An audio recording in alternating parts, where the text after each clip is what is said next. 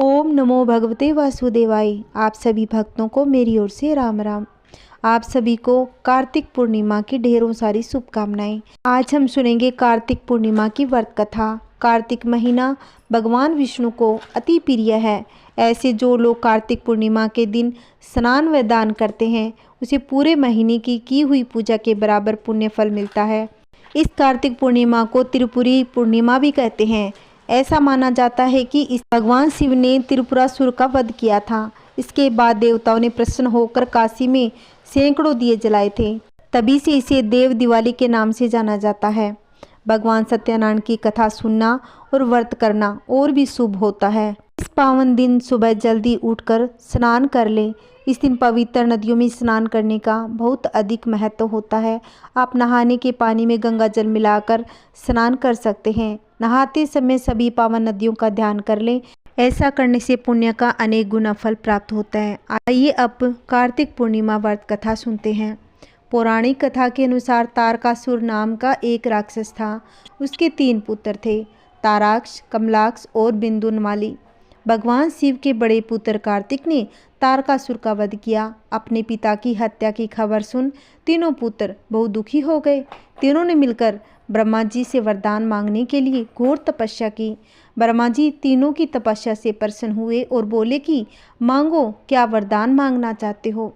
तीनों ने ब्रह्मा जी से अमर होने का वरदान मांग लिया, लेकिन ब्रह्मा जी ने उन्हें इसके अलावा कोई दूसरा वरदान मांगने को कहा।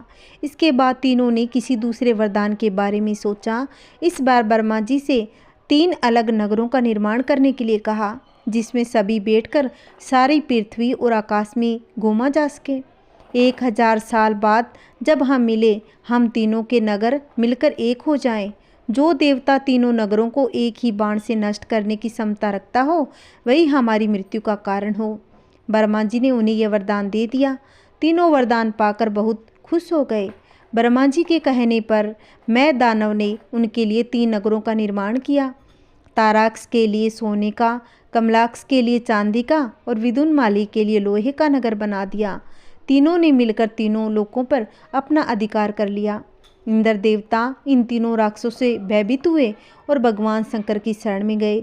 इंद्र की बात सुनकर भगवान शिव ने इन दानवों का नाश करने के लिए एक दिव्य रथ का निर्माण किया। इस दिव्य रथ की हर एक चीज देवताओं से बनी। चंद्रमा और सूर्य से पहिए बने। इंद्र, वरुण, यम और कुबेर रथ के 4 पहिए बने। हिमालय धनुष बने। शेष नाग प्रत्यंचा बने।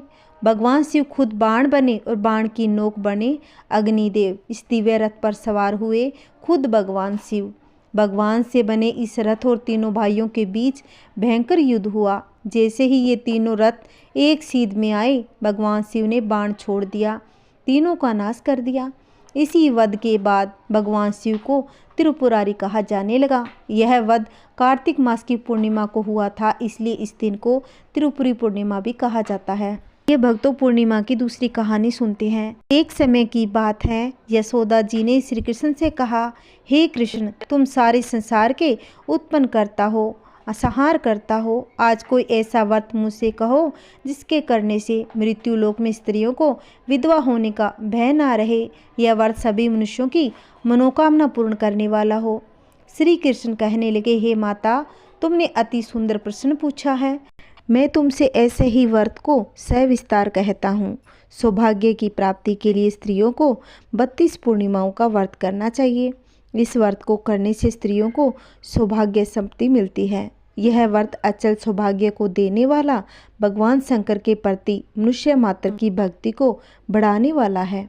यशोदा जी कहने लगी कि हे श्री कृष्ण, सर्वप्रथम इस व्रत को मृत्युलोक में किसने किया था और इसके विषय में विस्तार पूर्वक हमें बताइए।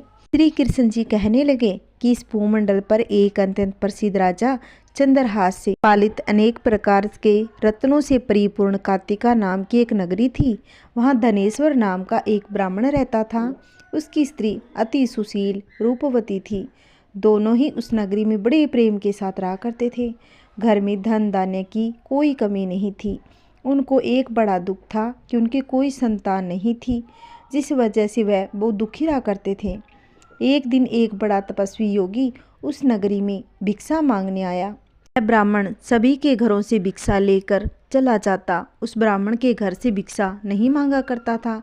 एक दिन योगी गंगा किनारे भिक्षा मांगकर प्रेम पूर्वक खा रहा था कि धनेश्वर ने योगी को यह सब करते देख लिया। धनेश्वर योगी के पास गया और कहने लगा, हे महात्मन, आप सभी घरों से भिक्षा लेते हैं परंतु हमारे घर से भिक्षा कभी नहीं लेते, इसका क्या कारण है बताइए। योगी कहने लगा, निसंतान के घर की भिक्षा पतितों के अन्न के तुल्य है। जो पतितों का अन्न खाता है वह भी पतित हो जाता है। तुम निसंतान हो, अतः पतित हो जाने के भय से मैं तुम्हारे घर की भिक्षा नहीं लेता। धनेश्वर यह बात सुनकर अपने मन में बहुत दुखी हुआ और हाथ जोड़कर योगी के पैरों में गिरकर बोला कि हे महाराज, यदि ऐसा है तो आप मुझको पुत्र प्राप्ति का कोई उपाय बताइए। आप सर्वज्ञ हैं, मुझ पर अवश्य कृपा कीजिए। मैं पुत्र न होने के कारण अत्यंत दुखी हूँ। आप मेरे इस दुख का हरण करें। आप सामर्थ्यवान हैं। यह सुनकर योगी कहने लगे कि हे ब्राह्मण, तुम चंडी की आराधना करो। घर आकर उसने अपनी स्त्री से सब वृत्तांत कहा और स्वयं तप के निमित्त वन में चला गया। वन में जाकर उसने चंडी की उपासना की और उपवास रखा। चंडी ने 16वें दिन उसको स्वप्न में दर्शन दिया और कहने लगा, हे धनेश्वर, जो तेरे पुत्र होगा परंतु वह 16 वर्ष की आयु में मृत्यु को प्राप्त हो जाएगा। यदि तुम दोनों स्त्री पुरुष 32 पूर्णिमाओं का व्रत विधि पूर्वक करोगे तो वह दीर्घायु होगा। प्रातःकाल होने पर इस स्थान के समीप ही तुम्हें एक आम का वृक्ष दिखाई देगा। उस पर चढ़कर एक फल तोड़कर शीघ्र अपने घर चले जाना। अपनी स्त्री को खिलाना और ऋतु स्नान के बाद वह स्वस्थ होकर श्री शंकर जी का ध्यान करके उस फल को खा लेगी।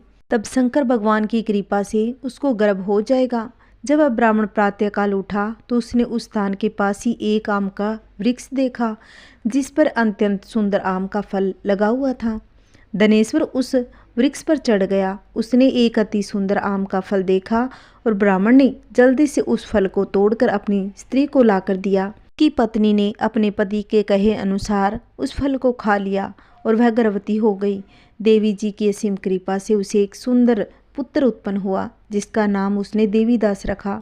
माता पिता के हर्ष के साथ वह बालक बढ़ने लगा। भवानी की कृपा से वह बालक बहुत ही सुंदर, सुशील और पढ़ने में निपुण हो गया। दुर्गा जी की आज्ञा अनुसार उसकी माता ने 32 पूर्णिमासी का व्रत रखना आरंभ कर दिया जिससे उसका पुत्र बड़ी आयु वाला हो जाए। 16वां वर्ष लगने ही वाला था। देवीदास के माता पिता को चिंता होने लगी, कहीं उनके पुत्र की इस वर्ष मृत्यु न हो जाए। इसीलिए उन्होंने अपने मन में विचार किया कि यदि यह दुर्घटना उनकी आंखों के सामने हुई तो कैसे सहन कर सकेंगे। इसलिए उन्होंने देवीदास के मामा को बुलाया और कहा कि हमारी इच्छा है कि देवीदास 1 साल तक काशी में जाकर विद्या ग्रहण करें। इसके साथ तुम भी चले जाओ। 1 साल के बाद इसको वापस लौटा लाना। सब प्रबंध करके उसके माता पिता ने काशी जाने के लिए देवीदास को एक घोड़े पर बैठाकर उसके मामा को उसके साथ भेज दिया। धनेश्वर उसकी पत्नी अपने पुत्र की मंगल कामना के लिए भगवती दुर्गा की आराधना और पूर्णमासियों का व्रत करने लगे। इस प्रकार बराबर 32 पूर्णिमा का व्रत पूरा हो गया। कुछ समय के बाद मामा और भांजा मार्ग में रात्रि बिताने के लिए किसी गांव में ठहरे थे। उस दिन उस गांव में एक ब्राह्मण की अत्यंत सुंदर, सुशील, गुणवती कन्या का विवाह होने वाला था। जिस धर्मशाला के अंदर वह वर उसकी बारात ठहरी हुई थी, उसी धर्मशाला में देवीदास उसके मामा भी ठहरे हुए थे। संयोगवश कन्या को तेल आदि चढ़कर मंडप आदि का कृत्य किया जा रहा था तो लगन के समय वर को धनुर्वात हो गया। अस्तु वर के पिता ने अपने कुटुंबवासियों से परामर्श करके निश्चय किया कि देवीदास अपने पुत्र जैसा ही सुंदर है, मैं इसके साथ ही लगन करा दूंगा और बाद में विवाह के अन्य कार्य मेरे लड़के के साथ संपन्न हो जाएंगे। ऐसा सोचकर देवीदास के मामा से जाकर कहने लगा कि तुम थोड़ी देर के लिए अपने भांजे को हमें दे दो जिससे विवाह के लगन का सब कृत्य सुचारू रूप से हो सके। तब उसका मामा कहने लगा कि जो कुछ भी कन्यादान के समय वर को मिले वह सब हमें दे दिया जाए तो मेरा भांजा इस बारात का दूल्हा बन जाएगा। यह बात वर के पिता ने स्वीकार कर लेने पर उसने अपना भांजा वर बनने को भेज दिया। उसके साथ सब विवाह कार्य रात्रि में विधि पूर्वक संपन्न कर दिए गए। पत्नी के साथ वह भोजन न कर सका। अपने मन में सोचने लगा कि न जाने यह कैसी स्त्री होगी। वह एकांत में इसी सोच में पड़ गया, यह किसी और की पत्नी है। उसकी आंखों में आंसू भी आ गए। तब वधू ने पूछा, क्या बात है, आप इतने दुखी क्यों हो? तब उसने सब बातें जो वर के पिता ने उसके मामा से कही थी उसको सब बता दी। तब कन्या कहने लगी, ब्रह्मा विवाह के विपरीत कैसे हो सकते हैं? देव, ब्राह्मण और अग्नि के समान मैंने आपको ही अपना पति बनाया, इसीलिए आप ही मेरे पति है। मैं आपकी ही अर्धांगिनी हूँ, किसी अन्य की कदापि नहीं हो सकती। तब देवीदास ने कहा, ऐसा मत करिए, क्योंकि मेरी आयु बहुत कम है। मेरे बाद आपकी क्या गति होगी, इन बातों को अच्छी तरह विचार कर लो। परंतु वह दृढ़ विचार वाली थी कि बोली, जो भी हो मैं आपकी पत्नी बनकर रहूंगी। हे स्वामी, आप उठिए और भोजन कर लीजिए, आप निश्चय ही भूखे होंगे। अब देवीदास और उसकी पत्नी ने दोनों ने मिलकर भोजन किया और शेष रात्रि में सो गए। प्रातःकाल देवीदास ने अपनी पत्नी को 3 नगों की जड़ी हुई एक अंगूठी दी, एक रुमाल दिया और बोला, हे प्रिय, इसे लो और संकेत समझकर शिथिरचित हो जाओ। यदि मैं जीवित रहा तो अवश्य वापस आऊँगा, अन्यथा समझ लेना मेरी मृत्यु हो गई। यह समझाकर वह चला गया। प्रातःकाल होते ही वह गाजे बाजे बजने लगे। जिस समय विवाह के कार्य संपन्न करने के लिए वर तथा सब बाराती मंडप में आए तो कन्या ने वर को भली प्रकार से देखकर अपने पिता से कहा, यह मेरा पति नहीं, मेरा पति तो वही है जिसके साथ रात्रि में मेरा पाणी ग्रहण हुआ था। इसके साथ मेरा विवाह नहीं हुआ। यदि यह वही है तो बताए कि मैंने इसको क्या दिया, और कन्यादान के समय जो मैंने आभूषण दिए वे भी ये बताए और दिखाए। रात में मैंने क्या गुप्त बातें कही थी, सब मुझे सुना दे। पिता ने उसके कहने के अनुसार वर को बुलाया और कन्या की यह सब बातें सुनकर वह कहने लगा, मुझे कुछ भी नहीं पता। इसके बाद लज्जित होकर वह चला गया और सारी बारात भी अपमानित होकर लौट गई। इस प्रकार देवीदास काशी चला गया। जब कुछ समय बीत गया तो काल से प्रेरित होकर एक सांप रात्रि के समय उसको डसने के लिए वहाँ आ गया, परंतु व्रत के प्रभाव से उसको काट नहीं पाया, क्योंकि पहले ही उसकी माता ने 32 पूर्णिमा का व्रत रखा था। इसके बाद मध्याह्न के समय स्वयं काल वहाँ पर आया। उसके शरीर से उसके प्राण को निकालकर प्रयंतर करने लगा, जिससे वह मूर्छित होकर पृथ्वी पर गिर पड़ा। भगवान की कृपा से उसी समय पार्वती जी के साथ श्री शंकर जी वहाँ पर आए। उसको मूर्छित दशा में देखकर पार्वती जी ने भगवान शिव से कहा कि हे महाराज, इस बालक की माता ने पहले 32 पूर्णिमा का व्रत किया है, जिसके प्रभाव से इसका मृत्यु दोष कट गया। भवानी के कहने पर भक्त वत्सल भगवान शिव जी ने उसको प्राणदान दिया। इस व्रत के प्रभाव से काल को भी पीछे हटना पड़ा। देवीदास स्वस्थ होकर बैठ गया। उधर उसकी स्त्री उसकी प्रतीक्षा कर रही थी। तब 16वां वर्ष व्यतीत हो गया तो देवीदास भी अपने मामा के साथ काशी से चल दिया। इधर उसके ससुर उसको ढूंढने के लिए अपने घर से जाने वाले ही थे। वह दोनों मामा भांजा वहां पर आ गए। उसको यह आया देखकर उसका ससुर बड़ी प्रसन्नता के साथ अपने घर में ले आया तथा बाद में खूब धन दौलत देकर अपनी पुत्री को उसके साथ विदा कर दिया। जब वह अपने गांव के निकट आ गया तो कई लोगों ने उसको देखकर उसके माता पिता को पहले ही जाकर खबर दी कि तुम्हारा पुत्र देवीदास अपनी पत्नी और मामा के सहित आ रहा है। ऐसा समाचार सुनकर पहले तो उन्हें विश्वास नहीं हुआ, किंतु जब और लोगों ने भी आकर उनकी बातों का समर्थन किया तो उनको बड़ा आश्चर्य हुआ। लेकिन थोड़ी देर में देवीदास ने आकर अपने माता पिता के चरणों में अपना शीश रखकर प्रणाम किया। उसकी पत्नी ने अपने सास और ससुर के चरणों को स्पर्श किया और माता पिता ने अपने पुत्र पुत्रवधू को अपने हृदय से लगा लिया। दोनों की आंखों में प्रेम के आंसू बहने लगे। अपने पुत्र और पुत्रवधू के आने की खुशी में धनेश्वर ने बड़ा भारी उत्सव किया और ब्राह्मणों को भी खूब दान दक्षिणा दी।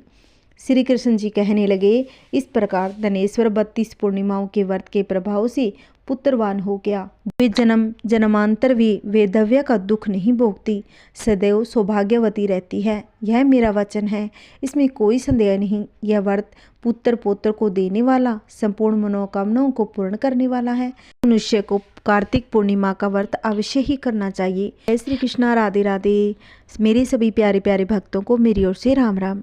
आज की मेरी कहानी कैसी लगी? अगर आपको मेरी कहानी अच्छी लगती है तो प्लीज़ मेरे चैनल को, अभी तक आपने सब्सक्राइब नहीं कर रखा है तो प्लीज़ मेरे चैनल को सब्सक्राइब कर लें, जिससे आने वाली वीडियो की नोटिफिकेशन आपको सबसे पहले मिलेगी।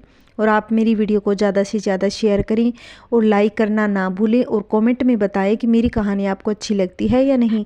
जय श्री कृष्णा, राधे राधे। मेरे सभी प्यारे प्यारे भक्तों को मेरी ओर से राम राम। श्री कृष्णा, राधे राधे।